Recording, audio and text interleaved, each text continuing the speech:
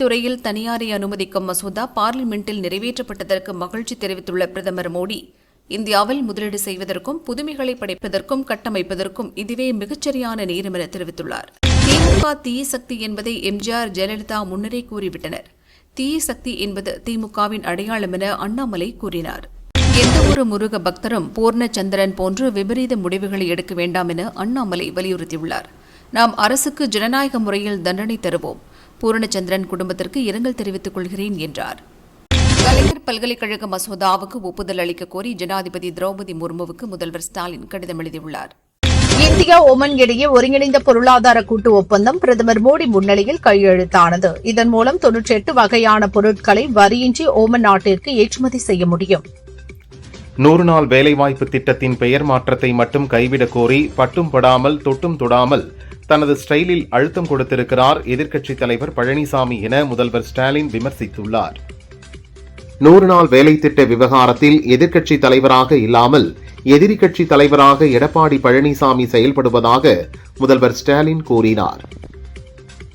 சூழ்ச்சிக்கார கூட்டங்கள் என்ன சூழ்ச்சிகள் செய்தாலும் எல்லாத்தையும் விட்டுவிட்டு மக்களுக்காக வந்திருக்கிற விஜயை மக்கள் ஒரு நாளும் கைவிட மாட்டார்கள் என தாவிக தலைவர் விஜய் கூறினார். நான் சலுகைகளுக்கு எதிரானவன் கிடையாது. மக்களுக்கான சலுகைகளை இலவசங்கள் என அசிங்கப்படுத்துவதில் எனக்கு உடன்பாடில்லை என தாவிக தலைவர் விஜய் சொன்னார். பொது வாழ்க்கையில் ஒரு பைசா சம்பாதிக்காத ஈவேராவின் பெயரை சொல்லி கொள்ளையடிக்காதீர்கள். விஜயை தாவேகவை எப்படி முடக்கலாம் என்று 24 மணி நேரமும் அரசு சிந்தித்து வருவதாக விஜய் கூறினார். ஈரோட்டில் ஆராய்ச்சி மையத்திற்கு கோடிக்கணக்கான ரூபாயில் டெண்டர் விடப்பட்டு பேருக்காக கட்டப்பட்டது. ஆனால் அந்த மையத்தால் மஞ்சள் விவசாயிகளுக்கு எந்த ஒரு நல்லதும் நடக்கவில்லை, ஜீரோதான் என விஜய் தெரிவித்தார். அண்ணாதுரையும் எம்ஜிஆரும் தமிழகத்தின் சொத்து. அவர்கள் பெயரை பயன்படுத்துவதை யாரும் கேள்வி கேட்க முடியாது என அதிமுகவுக்கு தாவிக தலைவர் விஜய் பதிலடி கொடுத்தார். ஈரோடு பொதுக்கூட்டத்தில் உரையாற்றிய தாவிக தலைவர் விஜய்க்கு செங்கோட்டையன் வெள்ளி செங்கோல் வழங்கி கௌரவித்தார். ஈரோடு பிரச்சார கூட்டத்தில் செல்ஃபி வீடியோ எடுத்துக்கொண்ட தாவிக தலைவர் விஜய் அந்த வீடியோவை பகிர்ந்து ஈரோடு மக்களுக்கு நன்றி தெரிவித்தார். நெகிழ்ச்சிமிகு சந்திப்பை ஏற்பாடு செய்த நிர்வாக குழு ஒருங்கிணைப்பாளர் செங்கோட்டையன் மற்றும் நிர்வாகிகளுக்கும், போக்குவரத்து, பாதுகாப்பு உள்ளிட்டவற்றை சிறப்பாக ஏற்பாடு செய்த காவல்துறைக்கும் மனமார்ந்த நன்றி என விஜய் கூறியுள்ளார். பொதுவெளியில் பேசும்போது அனைவரும் நாகரிகமாக பேச வேண்டும். தாவேக தலைவர் விஜய் வெறும் மாஸ்க் காட்டி பிரயோஜனம் இல்லை என நயினார் நாகேந்திரன் தெரிவித்துள்ளார். டெல்லி செங்கோட்டை அருகே நடந்த தற்கொலை படை தாக்குதல் சம்பவம் தொடர்பாக காஷ்மீரைச் சேர்ந்த மற்றொரு முக்கிய பயங்கரவாதியை NIA அதிகாரிகள் கைது செய்தனர். முன்னாள் பிரதமர் நேரு குறித்து 51 ஆவணங்களில் என்ன ரகசியமாக வைக்கப்படுகிறது என காங்கிரஸ் மூத்த தலைவர் சோனியாவுக்கு மத்திய கலாச்சாரத்துறை அமைச்சர் கஜேந்திர ஷெகாவத் கேள்வி எழுப்பியுள்ளார். திருப்பரங்குன்றம் தீபத்தூணில் கார்த்திகை தீபமேற்ற அனுமதிக்கப்படாததை கண்டித்து மதுரையில் முருக பக்தர் ஒருவர் தீக்குளித்து தற்கொலை செய்து கொண்ட சம்பவம் பக்தர்கள் மத்தியில் பெரும் வேதனையை ஏற்படுத்தியுள்ளது. 2026ஆம் ஆண்டு குடியரசு தின சிறப்பு விருந்தினராக ஐரோப்பிய தலைவர்கள் Ursula von der Leyen, Antonio Costa ஆகியோர் கலந்து கொள்வார்கள் என தகவல் வெளியாகியுள்ளது. வறுமையை ஒழிக்கவும் செழிப்பை அடையவும் அனைத்து சமூகங்களும் ஒன்றிணைந்து பாடுபட வேண்டும் என துணை ஜனாதிபதி CP ராதாகிருஷ்ணன் தெரிவித்துள்ளார். இந்தியாவில் கொரோனா பெருந்தொற்று அல்லது போர்களில் இறந்தவர்களை விட சாலை விபத்துகளில் அதிகம் பேர் உயிரிழக்கின்றனர் என மத்திய அமைச்சர் நிதின் கட்கரி கூறியுள்ளார். பாசிஸ்டுகளின் பிரித்தாளும் சூழ்ச்சியை மக்களை வீழ்த்துவார்கள் என துணை முதல்வர் உதயநிதி தெரிவித்தார். திமுகவிற்கும் சிறுபான்மை மக்களுக்கான பந்தத்தை பிரிக்க முடியாது என்றார். பலர் புதிய கட்சி ஆரம்பித்திருக்கிறார்கள். புதிய கட்சி ஆரம்பித்து சினிமாவில் நடிப்பது போல் கட்சி நடத்தலாம் என நினைக்கிறார்கள் என நயினார் நாகேந்திரன் விஜயை மறைமுகமாக சாடினார். போராடும் மக்களின் அடிப்படை உரிமைகளை முடக்கும் திமுக அரசின் செயல் மக்களாட்சி கோட்பாட்டை காலில் போட்டு மிதிக்கும் செயலாகும் என சீமான் தெரிவித்தார். சேலத்தில் வரும் 29ஆம் தேதி நடைபெறவுள்ள பாமக செயற்குழு பொதுக்குழு கூட்டத்தில் கூட்டணி குறித்து ராமதாஸ் அறிவிப்பார் என பாமக கௌரவ தலைவர் GK மணி தெரிவித்தார். கர்நாடக கடற்கரையில் சீன GPS பொருத்தப்பட்ட கடல்புறா கண்டுபிடிக்கப்பட்டுள்ளது. கடற்படை தளத்தை உளவு பார்க்க வந்திருக்கலாம் என்ற சந்தேகம் எழுந்ததால் அந்த கருவி தீவிர ஆய்வுக்கு உட்படுத்தப்பட்டுள்ளது. காஞ்சி காமகோடி பீடாதிபதி ஜெகத்குரு ஸ்ரீ சந்திரசேகரேந்திர சரஸ்வதி மகா சுவாமிகளின் அனுஷம் நட்சத்திர தினமான இன்று திருவானைக்காவலில் உள்ள ஸ்ரீ காஞ்சி காமகோடி பீடம் ஜெகத்குரு சங்கராச்சாரிய சுவாமிகள் மடத்திலிருந்து மகா பெரியவரின் விக்கிரகம் மற்றும் படம் அலங்கரிக்கப்பட்டு வீதி உலா நடந்தது.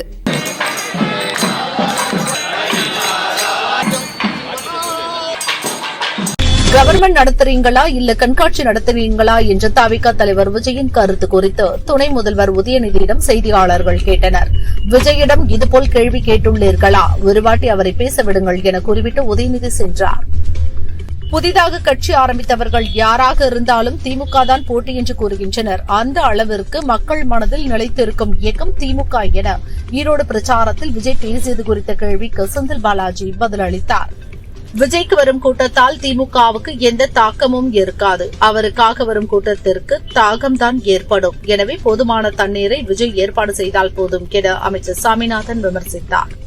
களத்தில் அதிமுக இடத்தை பிடிக்க நினைத்தால் விஜய் ஏமாந்து விடுவார். மக்கள் அவரை இன்னும் ஒரு நடிகராகத்தான் பார்க்கிறார்கள், அரசியல் தலைவராக அல்ல என அதிமுக முன்னாள் அமைச்சர் செம்மலை கூறினார்.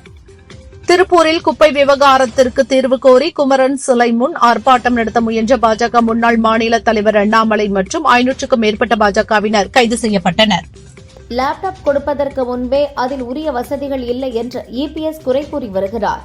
அவரல்ல, அவர்களது டெல்லி ஓனரை நினைத்தாலும் மாணவர்களுக்கு லேப்டாப் தருவதை தடுக்க முடியாது என உதயநிதி கூறியுள்ளார்.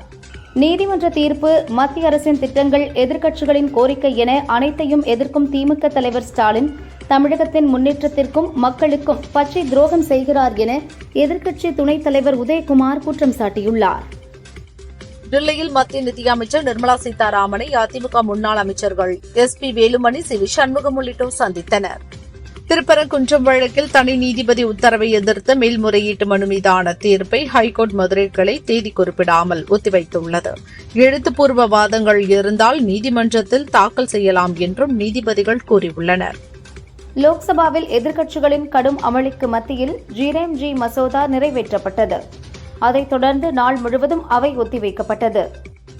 ராம்ஜி மசோதா இந்தியாவின் கிராமப்புற மக்களுக்கு முற்றிலும் எதிரானது. இந்த மசோதா மாநிலங்களின் உரிமைகளை பறிக்கிறது என கனிமொழி MP தெரிவித்துள்ளார்.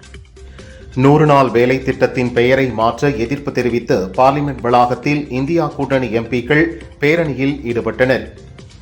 தைரியம் இருந்தால் ரூபாய் நோட்டில் காந்தியின் படத்தை அகற்றுங்கள், உங்களால் காந்தியின் படத்தை அகற்ற முடியாது என 100 நாள் வேலை திட்ட மசோதா பெயர் மாற்றம் குறித்து கர்நாடக துணை முதல்வர் DK சிவக்குமார் கூறியுள்ளார். சபரிமலையில் மண்டல பூஜையை ஒட்டி கடந்த 30 நாட்களில் 210 கோடி ரூபாய் வருமானம் கிடைத்துள்ளதாகவும் கடந்த ஆண்டை விட 30% அதிகமாக வருமானம் ஈட்டப்பட்டுள்ளதாகவும் தேவசம் போர்டு தகவல் தெரிவித்துள்ளது. பாகிஸ்தான் வான்பரப்பில் இந்திய விமானங்கள் பறப்பதற்கு விதிக்கப்பட்ட தடையை ஜனவரி 23ஆம் தேதி வரை நீட்டித்து பாகிஸ்தான் விமான நிலைய ஆணையம் உத்தரவிட்டுள்ளது. உலகக்கோப்பை கால்பந்து போட்டியில் பட்டம் வெல்லும் அணிக்கு 452 கோடி ரூபாய் பரிசாக வழங்கப்படும் என FIFA அறிவித்துள்ளது. ஈரோடு விஜய் மக்கள் சந்திப்பு நிகழ்ச்சியில் சட்டை பாக்கெட்டில் ஜெயலலிதா படத்துடனும் தாவேகா கரைவேட்டியுடன் செங்கோட்டையன் கலந்து கொண்டது வைரலாகி வருகிறது. முதல்வர் ஸ்டாலின் ஆட்சியில்தான் முன் எப்போதும் இல்லாத அளவுக்கு தமிழகத்தின் பொருளாதாரம் 16% வளர்ச்சி கண்டுள்ளது என நிதியமைச்சர் தங்கம் தென்னரசு பெருமிதம் தெரிவித்துள்ளார். ஈரோடு மக்கள் சந்திப்பு மகிழ்ச்சியையும் நெகிழ்ச்சியையும் ஏற்படுத்தியதாக தெரிவித்த தாவேகா தலைவர் விஜய் தொடர்ந்து வந்த தடைகளை மக்களின் அன்பால் முறியடித்துள்ளேன் என பதிவிட்டுள்ளார். 100 நாள் வேலை திட்டத்தில் மகாத்மா காந்தி பெயரை மாற்றியதற்கு எதிர்ப்பு தெரிவித்து காந்தியின் திருவுருவ படங்களுடன் திண்டுக்கல் மணிக்கூண்டு அருகே காங்கிரஸ் கட்சியினர் கண்டன ஆர்ப்பாட்டம் நடத்தினர். வேலூர் மாநகராட்சியில் கடந்த 3 ஆண்டுகளுக்கு மேலாக நிதி ஒதுக்கீடு செய்யாமல் பணிகள் புறக்கணிக்கப்படுவதாக கூறி திமுக மாமன்ற உறுப்பினர்கள் 13 பேர் வெளிநடப்பு செய்தனர். திருப்பூரில் அண்ணாமலை தலைமையில் இன்று நடைபெற இருந்த மாபெரும் கண்டன ஆர்ப்பாட்டத்துக்கு போலீசார் அனுமதி மறுத்ததால் தடையை மீறி போராட்டம் நடத்தப்படும் என பாஜக அறிவித்துள்ளது. மல்லை சத்யா வழக்கறிஞர் மயில்சாமி மூலம் தனது திராவிட வெற்றிக் கழகம் கட்சியை தேர்தல் ஆணையத்தில் பதிவு செய்தார். காந்தியின் பெயரை காக்கவோ மீட்கவோ வேண்டிய அவசியமில்லை. மாநில அரசு மீது சுமை கூடுவதையும் ஏழைகளுக்கு சேர வேண்டிய நிதி உதவியும் நலத்திட்டங்களும் குறைவதையும் கவனிக்க வேண்டுமென MP கமல்ஹாசன் கூறினார். சென்னை கொளத்தூர் தொகுதியில் வடசென்னை வளர்ச்சித் திட்டத்தின் கீழ் நலத்திட்ட பணிகளை முதல்வர் ஸ்டாலின் துவக்கி வைத்தார். அப்பகுதி மாணவர்கள், பெண்கள் உள்ளிட்டோரை சந்தித்து உரையாடினார். மக்களுக்காக புரட்சித் தலைவருக்கு பிறகு புரட்சித் தளபதி விஜய்தான் வாழ்ந்து கொண்டிருக்கிறார். நாளைக்கு ஆட்சிக்கு வரப்போவது புரட்சித் தளபதி விஜய்தான் என தாவேகா தலைமை ஒருங்கிணைப்பாளர் செங்கோட்டையன் தெரிவித்தார். திருப்பதி ஏழுமலையான் கோயில் முன்பு 2026 தேர்தலில் எடப்பாடி பழனிசாமி வெற்றி பெற வேண்டி அதிமுக மாணவரணி சார்பில் பேனர் வைக்கப்பட்டது. பேனருடன் நின்ற அதிமுக நிர்வாகிகள் மீது நடவடிக்கை எடுக்கப்படும் என தேவஸ்தானம் தெரிவித்துள்ளது. ஹஜ் இல்ல அடிக்கல் நாட்டு விழாவில் தமிழக தலைமை ஹாஜிக்கே அனுமதி மறுக்கப்பட்டிருப்பது முஸ்லிம்கள் மத்தியில் கொந்தளிப்பை ஏற்படுத்தியுள்ளதாக தமிழக பாஜக செயலர் அஸ்வத்தாமன் கூறினார். ஈரோடு மக்கள் சந்திப்பு நிகழ்ச்சியில் கலந்து கொள்வதற்காக தாவேக தலைவர் விஜய் சென்னையிலிருந்து தனி விமானம் மூலம் கோவை புறப்பட்டார். அங்கிருந்து சாலை மார்க்கமாக ஈரோடு விஜயமங்கலத்தில் நடக்கவுள்ள பிரச்சார கூட்டத்திற்கு செல்கிறார். காப்பீட்டுத் துறையில் 100% அந்நிய நேரடி முதலீட்டை அனுமதிக்கும் மத்திய அரசின் மசோதாவுக்கு அதிமுக ஆதரவு அளித்துள்ளது. சென்னை நுங்கம்பாக்கத்தில் அன்னை தெரசா மகளிர் வளாகத்தில் மகளிர் சுய உதவிக் குழுக்கள் தயாரிக்கும் பொருட்கள் விற்பனை கண்காட்சியை துணை முதல்வர் உதயநிதி தொடங்கி வைத்தார். ஓமனில் உற்சாக வரவேற்பு அளித்ததற்காக நன்றி. ஓமனில் உள்ள இந்திய சமூகத்தினரின் பாசப்பிணைப்பு மற்றும் ஆர்வம் உண்மையில் இரு நாடுகளுக்கிடையே உள்ள மக்களுடனான உறுதியான பிணைப்பை பிரதிபலிக்கிறது என மோடி தெரிவித்தார். நவோதயா பள்ளிகள் குறித்த விவகாரத்தில் இருமொழி கொள்கையில் முதல்வர் ஸ்டாலினின் இரட்டை வேடம் அம்பலப்பட்டுள்ளது என அதிமுக பொதுச் செயலாளர் EPS கூறியுள்ளார். அமெரிக்க வரி விதிப்பால் தமிழகத்தில் ஏற்றுமதி துறையில் கடும் பாதிப்பு ஏற்பட்டுள்ளது. இதனை விரைவில் களைய நடவடிக்கை வேண்டும் என பிரதமர் மோடிக்கு முதல்வர் ஸ்டாலின் கடிதம் எழுதியுள்ளார். டெல்லி ஜனாதிபதி மாளிகையில் இருந்து பிரிட்டிஷ் ராணுவ தளபதிகளின் புகைப்படங்கள் அகற்றப்பட்டு இந்திய ராணுவத்தின் உயரிய விருதான பரம்வீர் சக்ரா பெற்ற 21 பேரின் புகைப்படங்கள் இடம்பெற்றுள்ளன. காற்று மாசை கட்டுப்படுத்த இன்று முதல் BS3 மற்றும் BS4 வாகனங்கள் டெல்லிக்குள் நுழைய அனுமதி இல்லை. BS6 வாகனங்களுக்கு மட்டுமே அனுமதி என டெல்லி அரசு உத்தரவிட்டுள்ளது. கேரளாவில் இன்னும் 25 லட்சம் வாக்காளர்கள் விண்ணப்பம் சமர்ப்பிக்காத சூழலில் SIR பணிகளை வரும் 31ஆம் தேதி வரை நீட்டிக்க பரிசீலனை செய்ய வேண்டும் என தேர்தல் ஆணையத்திற்கு சுப்ரீம் கோர்ட் உத்தரவிட்டுள்ளது. சவுதியில் இருந்து கோழிக்கோடு வந்த விமானம் தொழில்நுட்ப கோளாறு காரணமாக அவசரமாக கொச்சியில் தரையிறக்கப்பட்டது. புகழ்பெற்ற இந்திய சிற்பி பத்மபூஷன் விருது பெற்ற ராம் சுதர் வயது மூப்பு காரணமாக காலமானார். அவருக்கு வயது 100. குஜராத்தில் சர்தார் வல்லபாய் பட்டேலின் ஒற்றுமை சிலை உள்ளிட்ட பிரம்மாண்ட சிலைகளை வடிவமைத்துள்ளார். இந்திய கடற்பகுதியில் மீன்பிடித்த வங்கதேச மீனவர்கள் 35 பேரை இந்திய கடலோர காவல்படை கைது செய்தது. மீனவர்களிடமிருந்து படகுகளை பறிமுதல் செய்து அவர்களை மேற்கு வங்க காவல்துறையிடம் ஒப்படைத்தது. பாஜக தேசிய செயல் தலைவராக பொறுப்பேற்றுள்ள நிதின் நபீனை துணை ஜனாதிபதி CP ராதாகிருஷ்ணன் மரியாதை நிமித்தமாக இன்று நேரில் சந்தித்து பேசினார். தமிழகத்தில் காவல் உயர் அதிகாரிகளின் வீடுகளில் ஆர்டர்லியாக ஒருவர் கூட பணியில் இல்லை என சென்னை ஹைகோர்ட்டில் DGP அறிக்கை தாக்கல் செய்தார். பெரும் 1000 ரூபாய்க்கு மரபணு பரிசோதனை செய்யும் திட்டத்தை ரிலையன்ஸ் அறிமுகப்படுத்தியுள்ளது. மரபணு நோய்களை கண்டறிதல், நோய்களின் அபாயத்தை மதிப்பிடுதல், சரியான சிகிச்சையை தீர்மானித்தல், பரம்பரை நோய்களை தடுத்தல் உள்ளிட்டவைகளுக்கு இந்த பரிசோதனைகள் செய்யப்படுகின்றன. சாலை விபத்து நடந்த இடத்தை 10 நிமிடங்களுக்குள் சென்றடையும் விதமாக நவீன ஆம்புலன்ஸ்களை மாநிலங்களுக்கு வழங்க மத்திய அரசு திட்டமிட்டுள்ளது. இந்த ஆம்புலன்ஸ் ஓட்டுநர்களை ரக்வீரர்களாக அறிவித்து கௌரவிப்பதுடன் தலா ரூபாய் 25,000 பரிசு வழங்கவும் அரசு முடிவு செய்துள்ளது. லோக்சபா எதிர்க்கட்சித் தலைவர் ராகுலுக்கும் அவரது சகோதரி பிரியங்காவுக்கும் இடையே சண்டை ஏற்பட்டுள்ளது என மத்திய இணையமைச்சர் ரவனீத் சிங் பிட்டு தெரிவித்தார். திருச்சி ஸ்ரீ சஞ்சீவி ஆஞ்சநேயர் கோயிலில் மார்கழி மாத மூல நட்சத்திர தினத்தில் உலக நன்மை வேண்டியும் ஹனுமன் ஜெயந்தியை முன்னிட்டு மகா சுதர்சன ஹோமம் நடத்தினர். திரளான பக்தர்கள் பங்கேற்று வழிபட்டனர். நாயன்மார்கள் வழியில் மக்களை ஆன்மீக நெறிக்கு ஆதியோகி ரதங்கள் அழைக்கின்றன என கோவை ஈஷா யோக மையத்தில் ஆதியோகி ரத யாத்திரையை தொடங்கி வைத்து பேரூர் ஆதீனம் அருளுரை வழங்கினார். நாமக்கல்லில் நாளை ஆஞ்சநேயர் ஜெயந்தி கொண்டாடப்படுகிறது. விழா ஏற்பாடுகள் நடக்கிறது. 2 டன் எடையுள்ள வண்ண மலர்களை கொண்டு கோயில் பிரகாரம் முழுவதும் அலங்காரம் செய்யப்பட்டுள்ளன. சபரிமலை நடப்பு மண்டல காலத்தில் 210 கோடி ரூபாய் வருவாய் கிடைத்துள்ளதாக திருவிதாங்கூர் தேவசம் போர்டு தலைவர் K. ஜெயக்குமார் கூறினார். இலங்கையின் தமிழ் தேசிய மக்கள் முன்னணி கட்சி தலைவர் கஜேந்திரகுமார் பொன்னம்பலம் உள்ளிட்ட அந்நாட்டு தமிழ் அரசியல் தலைவர்கள் முதல்வர் ஸ்டாலினை சந்தித்தனர். ஈழத் தமிழர்களின் நலன் குறித்து மத்திய அரசுக்கு அழுத்தம் தர வலியுறுத்தினர். மேற்கு தொடர்ச்சி மலையில் பெய்த கனமழை காரணமாக நெல்லை, களக்காடு, தலையணை மற்றும் மணிமுத்தாறு அருவிகளில் சுற்றுலாப் பயணிகள் குளிக்க தடை விதிக்கப்பட்டுள்ளது. நெல்லை திசையன்விளையில் கழிவுநீர் கால்வாய்க்குள் தவறி விழுந்து உயிருக்கு போராடிய கன்றுக்குட்டியை தீயணைப்புத் துறையினர் பத்திரமாக மீட்டனர். விரைந்து செயல்பட்ட அவர்களை பொதுமக்கள் பாராட்டினர். நாமக்கல்லில் முட்டைகளில் நைட்ரோ பைரான் என்ற வேதிப்பொருள் கலப்பதாக புகார் எழுந்த நிலையில் கோழிப் பண்ணைகளில் உணவு பாதுகாப்புத்துறை அதிகாரிகள் ஆய்வு நடத்தினர். வணிகர்களின் கோரிக்கைகளுக்கு தீர்வு காணும் அரசியல் கட்சி கூட்டணிக்குதான் 2026 தேர்தலில் எங்கள் ஆதரவை தெரிவிப்போம் என வணிகர் சங்க பேரமைப்பு தலைவர் விக்ரமராஜா தெரிவித்துள்ளார். ராமநாதபுரம் தொண்டியில் 50 கிலோ எடை கொண்ட அரிய வகை கடல் ஆமை ஒன்று மீனவர்கள் வீசிய வலையில் சிக்கியது. அது தடை செய்யப்பட்ட ஆமை வகை என்பதால் மீனவர்கள் அதை மீண்டும் பத்திரமாக கடலிலேயே விட்டனர். 2025 ஆண்டுக்கான சாகித்ய அகாடமி விருதுகள் இன்று அறிவிக்கப்படும் என கூறப்பட்டது. இந்நிலையில் விருதுகளை இறுதி செய்வதில் இழுபறி நீடிப்பதால் இந்நிகழ்ச்சி ரத்து செய்யப்பட்டதாக நிர்வாகிகள் தெரிவித்துள்ளனர். நாளை முதல் 22ஆம் தேதி வரை தமிழகத்தில் வறண்ட வானிலையும் 23, 24ஆம் தேதிகளில் லேசானது முதல் மிதமான மழை பெய்யக்கூடும் எனவும் சென்னை வானிலை மையம் தெரிவித்துள்ளது. பென்ஷன், மருத்துவ காப்பீடு உள்ளிட்ட 14 அம்ச கோரிக்கைகளை வலியுறுத்தி 100க்கும் மேற்பட்ட ஊரக வளர்ச்சி மற்றும் உள்ளாட்சித்துறை அனைத்து ஓய்வூதியர்கள் சங்கத்தினர் திண்டுக்கல் கலெக்டர் ஆபீஸ் அருகே கவன ஈர்ப்பு ஆர்ப்பாட்டத்தில் ஈடுபட்டனர். திருப்பரங்குன்றம் மலை உச்சியில் இருப்பது தீபத்தூண் என்பதற்கு ஆவணங்கள் இல்லை, அது தீபத்தூண் அல்ல என அரசு தெரிவித்துள்ளது.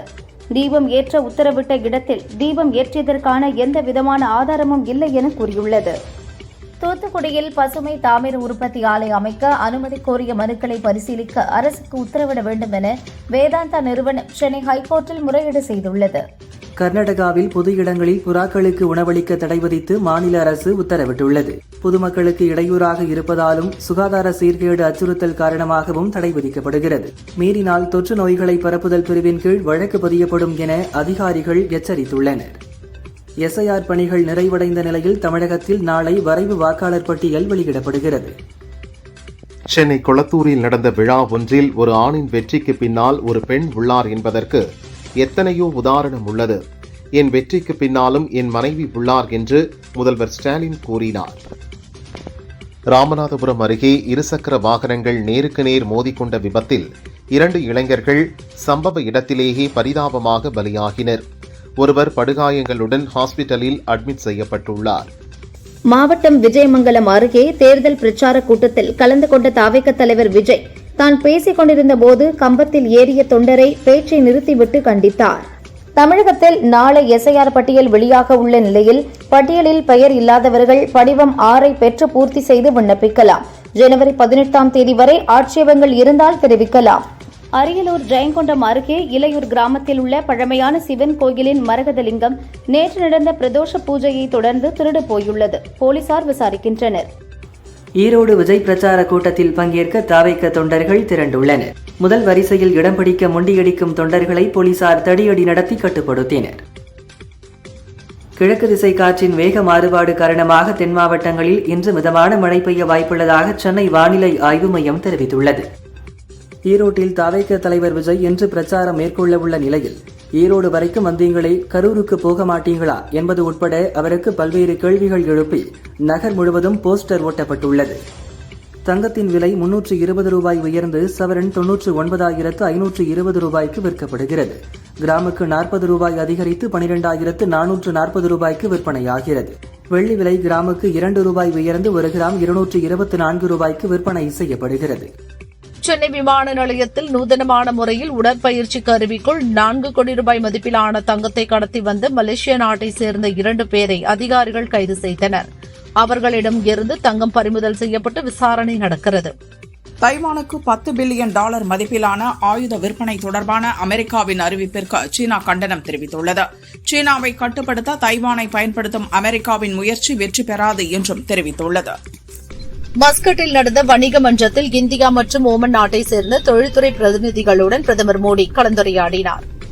அமெரிக்காவின் ABC தொலைக்காட்சியை தொடர்ந்து 2029 முதல் 2033 வரையிலான ஆஸ்கர் ஒளிபரப்பு உரிமத்தை ஆன்லைன் ஸ்ட்ரீமிங் தளமான யூடியூப் பெற்றுள்ளது.